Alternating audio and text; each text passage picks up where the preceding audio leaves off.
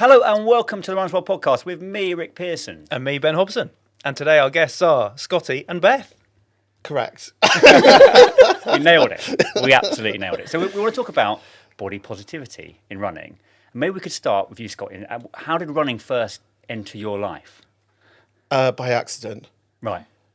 I don't think anyone has ever made this a conscious decision. And if they have, they're not well. I think it's a very peculiar act to throw your skeleton against concrete repeatedly. And then some people do it up hills as well, which again, it was because I saw a television presenter who's my mum's age called Fern Britton running with a knee injury. And I thought, she looks like she's having a load of fun. And I gave it a go and I thought, this is hellish. This is absolutely hellish. But I started running in a gym. And because I was very fearful, and rightly so. And now I sort of do it because it makes my brain feel nice. So I got into it purely by accident, and I started talking about it on the internet by accident. And then other people started listening to me, and that was the gateway drug. We listened also by accident. Thanks, cheers. How about you, Beth? What was your journey into running like? So I started running a couple of years ago. I started with the Couch to 5K programme, and I basically just seen something on Facebook. It was the Southside Slowies who'd said that they were starting Couch to 5K. They were kind of new at that point, so I think they'd started a few months before with maybe 6 people or something running around the park doing the Couch to 5K. And then when I went, there was a bit more, maybe 40 of us. So that was kind of my way in. But before that, to me, runners were the epitome of fitness. And I was like, oh, that's not for me. But then when I seen this Facebook ad, it was kind of for slow runners or people who have never run before in their lives. Doesn't matter what you look like, doesn't matter what age you are. And I was kind of okay, well, maybe I'll just dip my toe in it this way. And yeah, that was it. Can I ask who on your, because I did Couch to 5K as well. I think it's the gateway drug for a lot of new runners. Who did you choose to be your person that bullies you? So I started with the Couch 5K app myself with Sarah Milliken. Me too. But I couldn't keep it off. I found it really hard to self-motivate. Mm-hmm. So then the Slowies do a version of Couch to 5K, which is not the exact same intervals, but the same idea to build up your running. So unfortunately dumped Sarah Milliken. I know that's terrible, isn't it? She was great though. I chose Sarah because I thought if anyone is going to talk to me in this way, it has to be somebody who has been fat or identifies as a fat person. Yeah. I felt the same. Did you? So you both mentioned Scotty, you mentioned fear of starting out and you dipping your toe and running, not seeming like something that you could do. Can we just talk a bit on that? Is that purely from a aesthetic point of view, from a body shape point of view? Did you have other feelings about running, just a sort of physical? What was it that made you put you off? Because we live in a deeply fat-phobic society. Oh, so a light thing. Just a really light thing, just a little nag in the corner of my ear. And running, and when you're exercising in public, and particularly running, it's a very visible thing. And when you're running as a fat person, you're only ever considered to be amateur or in transition. You're doing that because you're deeply ashamed of who you are, and it's therefore the public's right to be able to shout things at you on the street or to police you in ways that I think a lot of women runners can also relate to, of how being public and moving gives agency for people to kind of shout things at you. So it felt like a very frightening thing. So doing it in the constraints of a gym on a treadmill felt like an easier thing because I could go at Nana hour at 11 o'clock, and be surrounded by other folk that were a bit like me. And I would be less intimidated by that space. And then before I knew it, I was like, wow, I'm actually really good at this. And so then I moved house, and the only option I had was to run on a canal by my house. And that was the first time I did a wild run. And it was okay. It was okay. But again, I created these environments for myself where it could feel safe. Yeah. And now I just run whenever. That doesn't mean people don't shout things or they don't have opinions or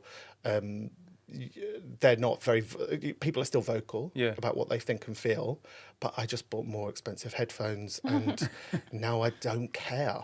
Well, that's more the point. Like, was there a point where it switched for you, where the whatever you get from running, be it joy, be it satisfaction, be it headspace, was there a tipping point where you went, this is more valuable to me as an activity that I won't let that affect me to stop me? Folk will still think the same things about me, whether I'm running or walking past them. And so I thought, I can just get away from them quicker. I'll just run. Catch me if you can. Yeah. And there's a joy of running that comes not whilst I'm doing it, afterwards. That is the goal for me. I'm running towards some really delicious chemicals in my brain, some lovely, less fizzy energy. And so that for me is the purpose. But also when I run now, particularly in Manchester, I'm kind of familiar to some folk. So folk will like cheer me on or wave at me or send me a message on Instagram to be like, you just ran past me. I feel really emotional. Like, pull yourself together, it's just running. But that then spurs you on to be more visible for other people. What about you, Beth? Yeah, it's totally nuanced. Like the bit that you said about everyone thinking you're sort of like in transition. Like, as a sort of plus size runner, a lot of what you get, and most people are really well intentioned with it, so they're kind of shouting you on, shouting encouragement and things, but I'm just out here for like a 20-minute like plod. I'm not like going for a PB or anything. I don't know, it's kind of like, oh thanks, but also just kind of like you probably wouldn't be shouting those same things at someone who looked like a runner.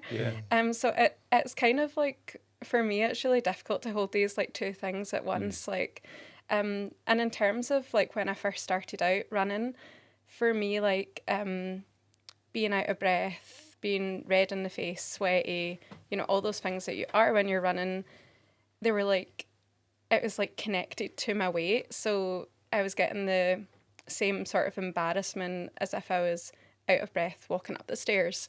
And so if I was running past someone and I was like fighting for my life, panting, trying to catch a breath, I'd be like, oh, they're going to think it's just because of my weight, because I'm fat, and not because I've just ran 6 miles or something.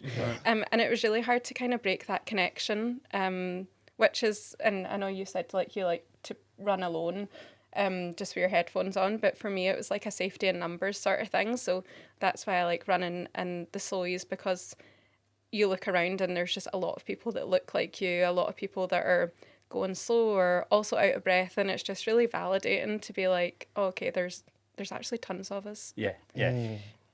What would you have thought, Scotty, the Glasgow Slowies sounds amazing, like it's a real like safe space, and actually, as you say, other runners who might look like you.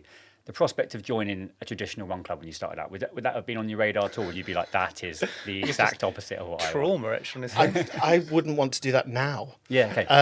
That I think there is no greater shame than running past a run club. Okay. Because they look at you like, you could be part of this. And I'm like, it's a cult. I don't need to. I'm fine. I'm the free one.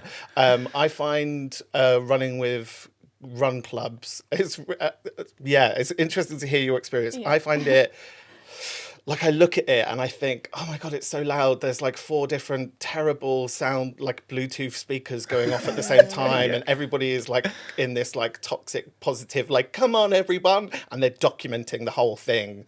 And it's branded and sponsored by a thing. And there's 400 people. Like, that overwhelms me in lots of different ways. Yeah. So running solo or running with a friend. So I've started helping a friend who wants to run more often. But we've got like a vibe with each other where I'm like, we will not talk to each other. We will run like maybe 20 paces behind each other. I'm here as moral support and I'm holding time. We're not here because this is a social thing. So, the idea of like, and so if I'm being really serious, it comes from an access point of view. I think run clubs and running events are really behind the times on thinking about neurodivergent access. And so that becomes like another layer for runners to think about, particularly because running is so, culturally at the moment, is so based around run clubs, big groups of people, loudspeakers, cut-off times, etc. That's just like not my experience at all, which is really interesting because I do see like the sort of clubs that you're talking about, like more so online than like out and about in Glasgow. But like our community is so big now that we even have like a section of like organising runs that's specifically for people who want to do like, we call it like quiet plods. So just if you want to run with other people, so that there is that safety in numbers sort of thing, but do it quietly and have your headphones on and whatever.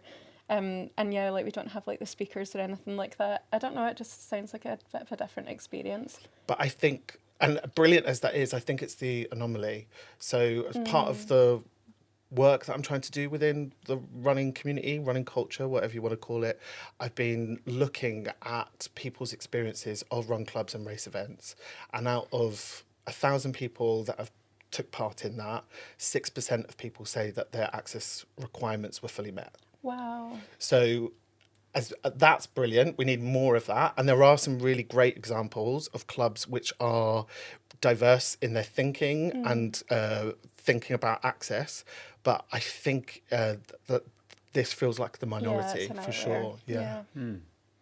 That's really interesting. I mean, the archetypal running club you'd imagine would be much more sort of open for anyone to join. But do you think that the barriers in place, going back to that idea of societal pressure and societal conforming to a societal idea, obviously that covers off, that goes beyond just running clubs and everything like that. So do you think that the change would have to come from a much bigger level, more accepting of shape and size and fatness comes from just society as a whole rather than not just running clubs? Yeah, true. I think, of course, we live in with anti-fat bias, and but I think we need to reframe the idea of a fat runner, a heavy runner, or a fat athlete. And often the example that I like to give is we are very accustomed to seeing athlete challenges on the internet, right? And so if we saw one of these challenges where a guy was running a 4:40 pace with 65 kilograms over his back, running for a half marathon, people would be like, incredible. I do that 3 times a week. I'm just not carrying it on my back. It's what my body looks like. And so technically, I think fat runners are incredible. And I think the rest of you need to catch up, actually, because your 4:40 pace is actually quite slow. And I don't mind being toxic about it. In terms of like the way that we reframe a fat body moving through, like double the mass of some runners, you know what I mean? And so there's a strength there. And it isn't about time and pace, you know, it's that time spent in the sport, which is really important to me. You know, it's that investment in community and its culture, and also it's the ethics. What effect do you think that lots of running is online now, right? And there's kind of social media plays. Do you think that actually ramps up the pressure to look a certain way, in your experience? Yes. I mean, there's some incredible like content creators like Scottee who are like changing, you know, the way people look at running. But also, in my experience, like sometimes it's kind of like fat runners or slow runners have been co-opted by people who maybe do look like traditional runners, and maybe it's kind of like a niche in the market. That sounds really cynical. Apologies, everyone. No, that's okay. So it's kind of like both things are true. Like there's people doing amazing things in the space to make it seem more accessible.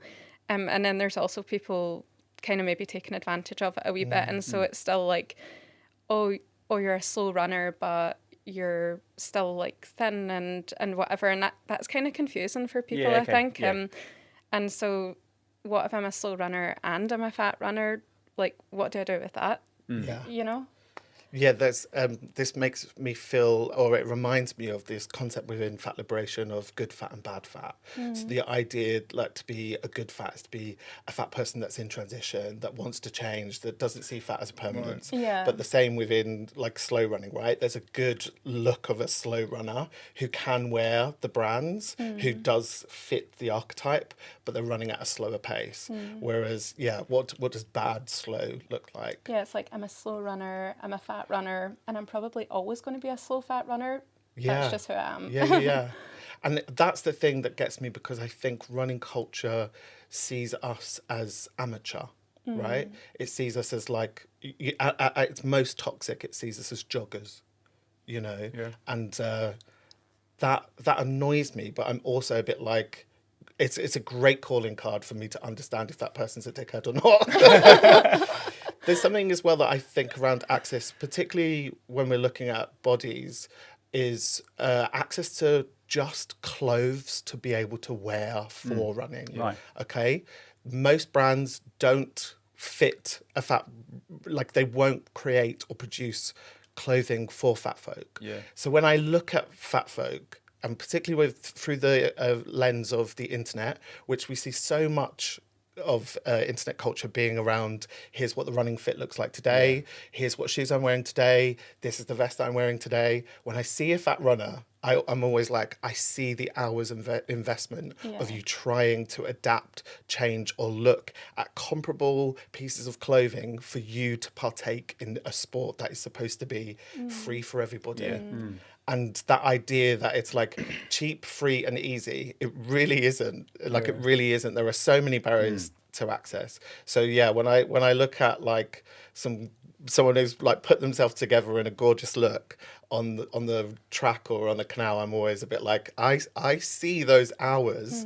I see the money that you've spent importing some of that clothing into the UK. So just on that small level of having something to wear to run is a massive barrier. Yeah. That's a great point. Like that's just one way in which like our insecurities are manifest, and it's like, oh God forbid I go out running in sort of like a big baggy t-shirt or whatever, because maybe that's all that fits me or that's all I can afford.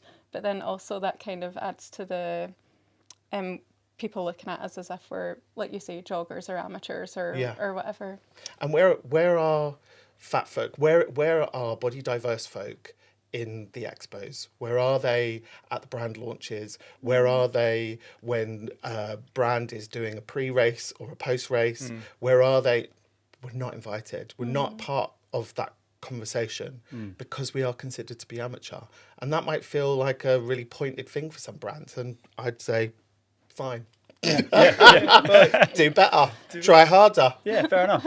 I think it seems that there's a lot more extra legwork in feeling positive about yourself when you're running if you're larger. Do you feel positive? Does it make you feel positive about your body being able to go out and run and achieve these things? As you say, like larger runners are moving and carrying more weight and actually performing a task that's harder in many great ways. Do you take positivity from that? Do you find yourself celebrating and like feeling positive? Well, before I answer that, I want you to rehearse saying fat runner. Fat runner. Yeah. Because it's a thing that sometimes we dance around, and I think. Because I said larger. Yeah. Right. So, but the more we get comfortable describe, because it's just a descriptor for a body, right? You know, like a shorter runner or a taller runner, fatter runner. You know, it's just something that I think we should rehearse saying. Because we take the sting out of it. Got you. But yeah, of course, when I'm like do like a certain number, I'm like, oh, I remember a year ago that felt really hard. Or, you know, I like look down at that silly counter thing that we use and I go, oh, that's quite fast. I didn't think I was going to do something like that today. The surprise element of what the body can do and how long you stay in the sport and invest, like, be that distance or time, or even just like, wow, I've been doing this for 2 years. You know, that's where I get a sense of pride from. Yeah, I mean, I definitely get a sense of pride from running, and like, you know, 5K is as big an achievement to me as like 10K or a half marathon. I did have an experience recently so I ran my first half marathon last month, I think. Thank you. Had to just get that in there. And this is kind of where I maybe overthink things or get a wee bit in my head. But, you know, when you feel like the race photographer's like trolling you a bit and you see all these pictures and you're like, come on, man, like, I swear to God, I was smiling there or something. Like, I just had this massive achievement. I ran my first half marathon. I completed it. I only cried like 3 times. Like, so I should have been really proud of myself. Yeah. But then I was like seeing these videos of me like crossing the finish line. I was seeing like pictures of me, and you know, it's not the most flattering angles. I mean, you're running, like your body's jiggling all over the place. Like there's a lot, you're sweating, there's a lot going on. So I was trying really hard to be proud, but also I was like, oh, I don't look amazing here, and I wish I looked as amazing as what I felt. And then so for me, it kind of triggers this like conversation in my head where body positivity and like feeling good about myself, it becomes like a choice. Like I have to kind of get rid of what society's taught me and what I think other people are thinking of me, and I have to like choose in that moment to be like, no, that's a massive achievement. I've ran incredibly far. Like you say, I'm carrying extra weight, I'm running slower. Like it was really bloody difficult, but that's a choice to recognise all those achievements over just looking at my weight crossing the finish line.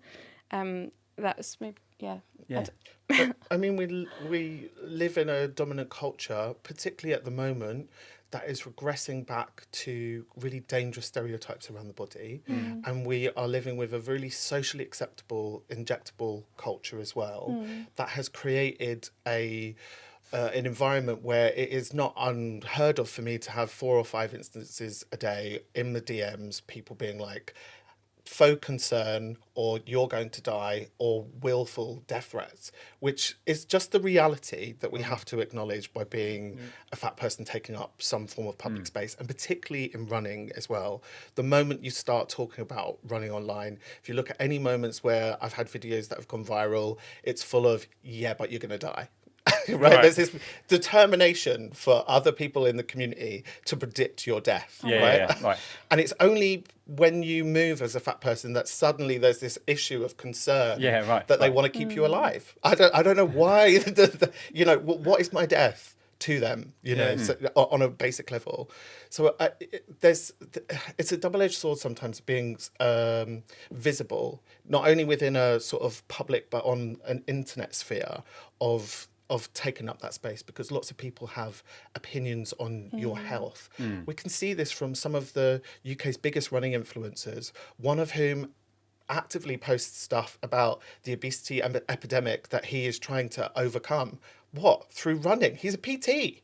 What does he know about this stuff? So it's like, it's given people, we have to really re-educate parts of the community and going, stick to your own lane. Yeah.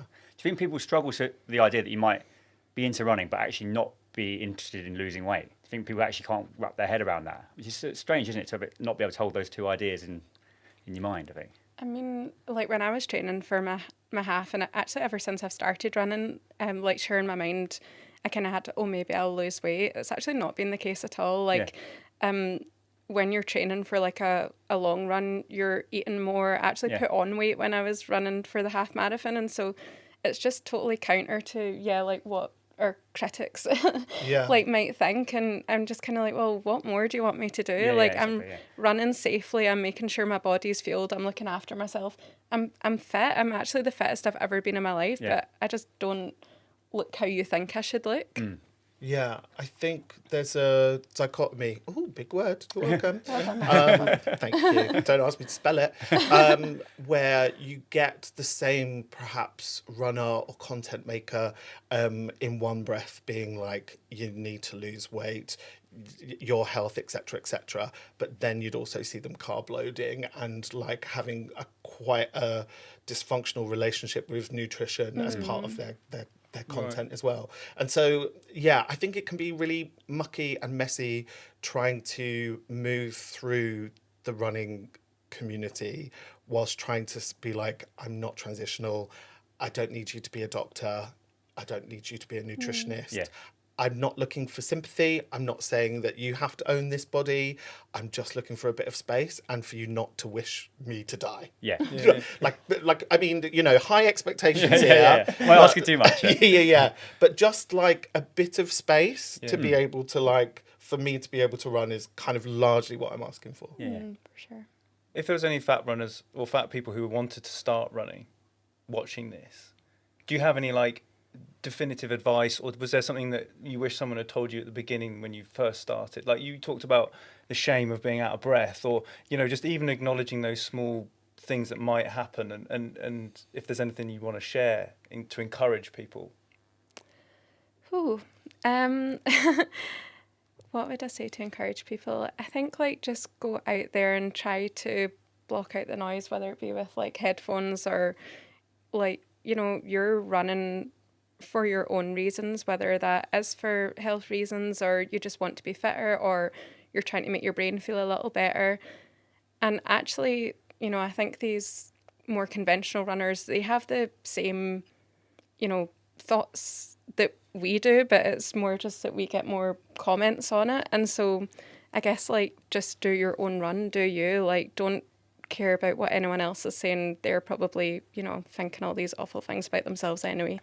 And just find your people. That's like so lame, but I wouldn't have been able to continue running if it wasn't without this running group who've created a really inclusive and safe space for me to be able to just try it out, whether that's running like 1K or 5K or whatever. So yeah, that's my advice. I think an admission of the greatest fears, and by saying, yeah, your tits are going to jiggle, your belly is going to go up and down, you are going to be sweaty and be a hot mess in public. Fine. Absolutely fine. It will be tricky. People will stare. Some people might say things. And if that's the worst that's going to happen, but you get to be part of a gang, like a running club, that's on your terms, if that means that you get to partake in a sport which is largely a bit of a laugh, we haven't spoken about that, you know, it's been a bit like, running's rubbish, isn't it? It's also quite fun. So I would just admit to those things, that those challenges that you're probably pre-thinking in your head, those are probably the worst things that are going to happen whilst out on a run. But I'd also say, like, look, if you need like an internet fat brother, if you need to go like, where do I buy like half tights, or where can I get like chub rub cream, or what tops do I run in, or where's a safe place for me to go, or how do I start? Slide into the DMs, because the resources are low. Right? And so we can only really be there for each other. And I mean that across difference, okay? Because it's not just like fat folk that are affected by this. You know, running can often come across as being very monocultural, and the algorithms love to endorse that.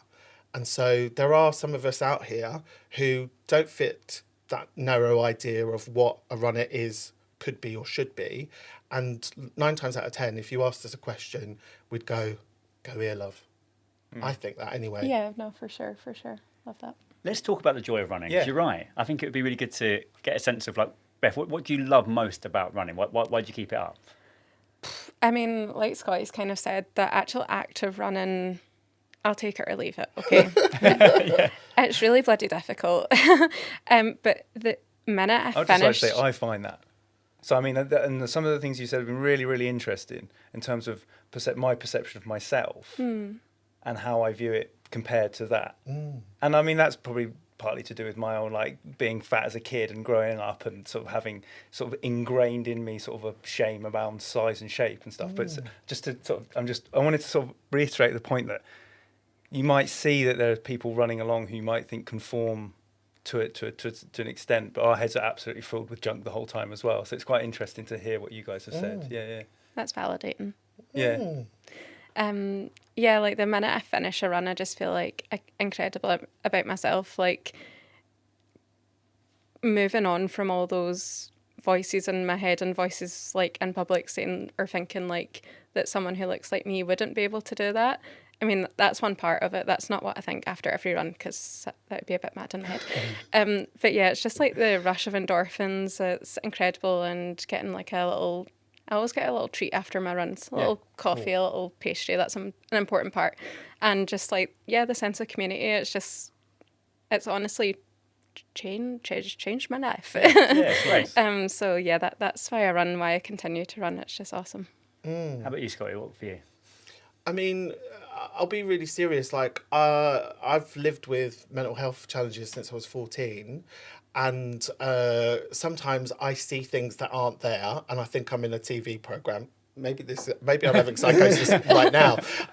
So I live with psychosis, and running annoyingly does so much to turn all of that like busy brain into just like one foot in front of the other, breathe, and then for a few hours afterwards, the peace, the joy. So it's what it does for me upstairs, which I since I've started running, I felt the sanest, the calmest, and that stuff feels like I can hold it and shape it and be well. Yeah. So that's what it offers me.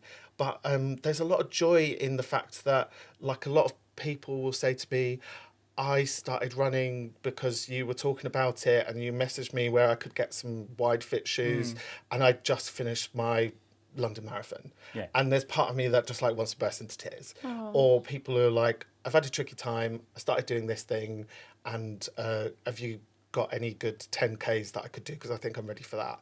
And so there's someone tagged me yesterday who's just about to go into their first 10K, and my response was, we are all here encouraging each other, because that response makes me go, oh, that's it now, I've got to train for an ultra, haven't I? I've got to do an ultra now for all of these lovely people. So it's symbiotic. Yeah. So I get a lot of joy from other people's joy as well. Love that. Thank you so much for coming on the Run As Well podcast and talking about body positivity. It was absolutely fascinating. Can we ask you what you think? Yeah, of Because you course. said what you think. Yeah.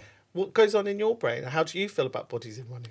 I think that I was lucky that I had a lot of positive experiences with sport growing up.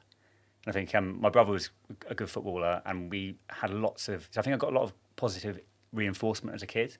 So when going into running, I felt naturally that I might be okay at it.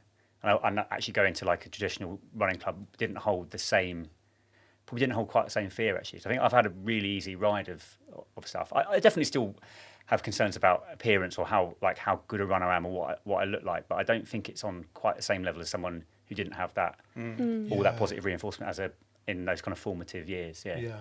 When I ran at school, I did cross country, Yeah. like a lot of people. It was Yeah. their first instance of running is a test. You know, it's like this massive Yeah. test. Run around your school 17 times, Yeah. you know. And I was really good at it.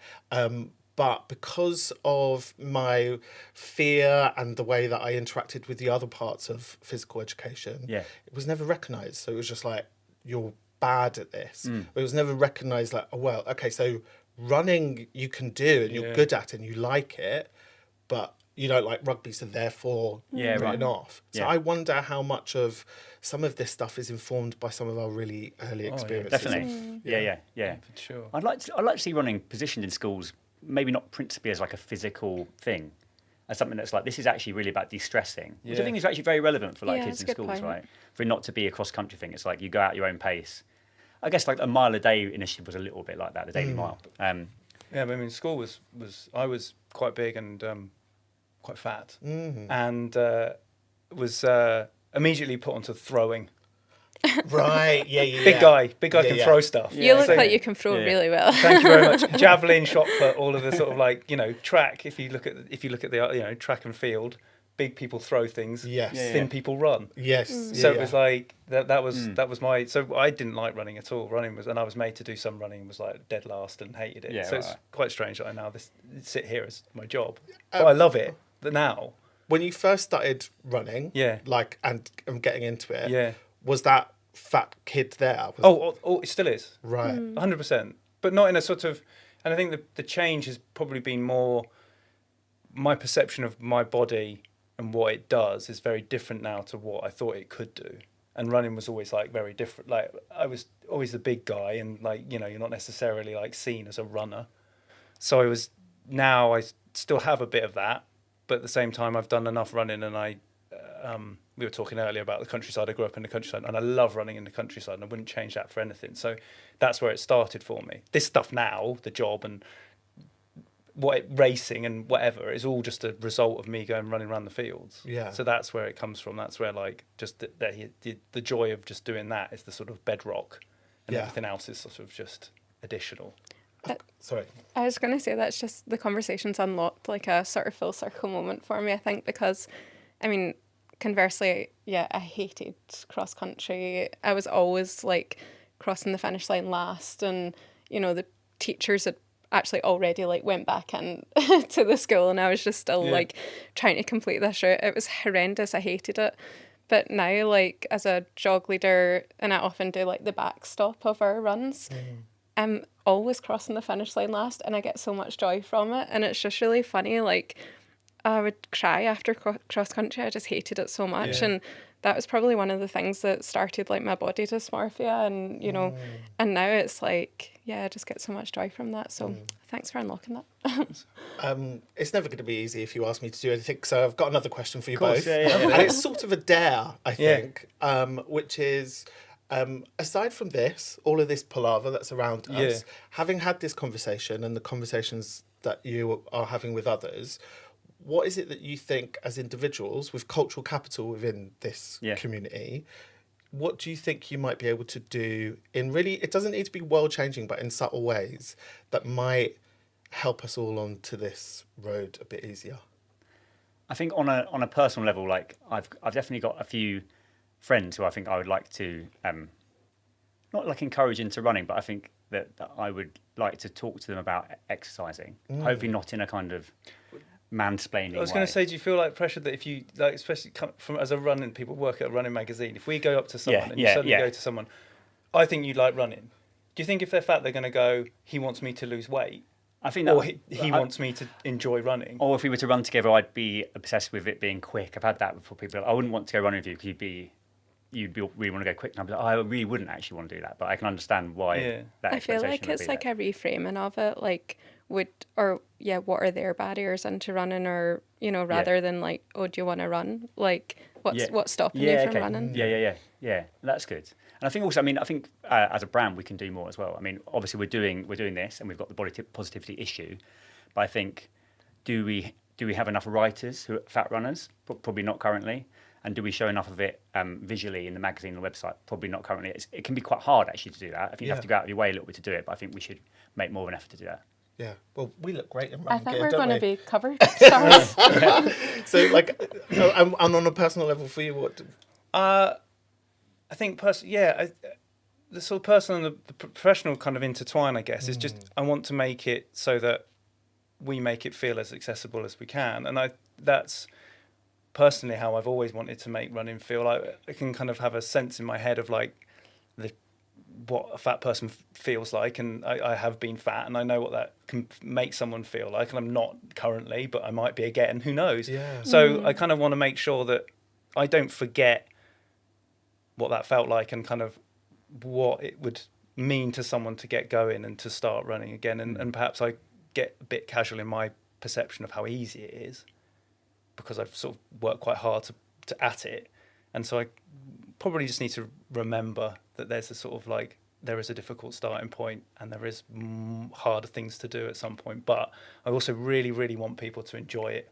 Like, I love it, and I, regardless of pace and time and distance, I don't really run very far, but I just love going outside and running, and I think that is what I would always want to try and convey to someone straight away.